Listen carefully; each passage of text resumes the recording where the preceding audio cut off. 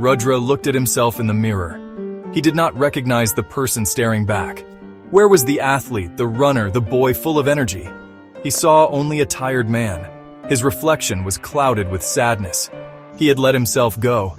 Years of unhealthy habits had taken their toll.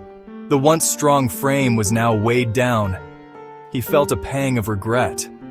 Rudra missed the days when he felt alive. He used to run like the wind. He felt free. He had goals then. He had purpose. Now, his days were filled with work and fatigue. His dreams were buried under a mountain of excuses. He was adrift, lost in a sea of self-doubt. He yearned for the old Rudra, the one who embraced challenges. He remembered the trophies, the medals, the accolades. He had been a champion. He had tasted victory. Now he felt like a defeated man. A wave of self-pity washed over him. But deep down, a flicker of defiance ignited. Was this it? Was this the end of his story? A voice whispered inside him, no. He knew he had to change. He had to fight back. The doctor's words echoed in his ears. You need to take care of yourself, Rudra. He had heard it before, the warnings about his health, but this time, something felt different. Maybe it was the seriousness in the doctor's voice. Maybe it was the fear he saw in his own reflection. Whatever it was, it hit him hard. This was his wake-up call. He thought about his family, his friends. He had a responsibility to himself and to them. He couldn't keep living like this. He had to get better. He had to reclaim his health. A surge of determination ran through him. He would fight. He would rise again. He would not let this be the end. He would find a way back to himself. The first step was the hardest.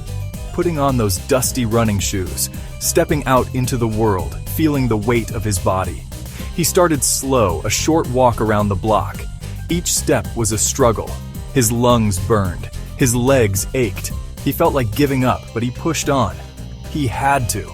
He found strength in unexpected places. His friends rallied around him. They encouraged him. They joined him on his walks, his runs. They celebrated his small victories. He hired a trainer, a tough but kind woman who pushed him beyond his limits. She saw his potential. She believed in him. He started to believe in himself again.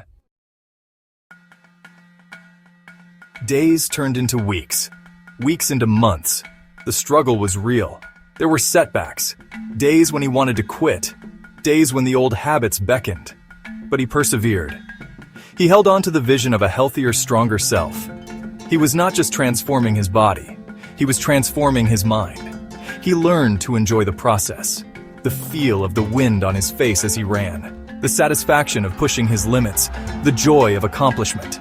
He discovered a strength within him he never knew existed. A strength of will. A strength of spirit. He was rising from the ashes. He was becoming the best version of himself. He crossed the finish line. The crowd roared. He had done it. He had completed the marathon. He looked at his reflection in the medal. He saw a warrior. He saw resilience. He saw the phoenix within. He had not just achieved a physical goal. He had conquered his demons. He had emerged stronger, braver, more alive. His journey taught him that true strength comes from within. It's about pushing your limits, facing your fears, and never giving up. It's about the journey, not just the destination. It's about becoming the best version of yourself, one step at a time. He learned that within each of us lies a phoenix, waiting to rise.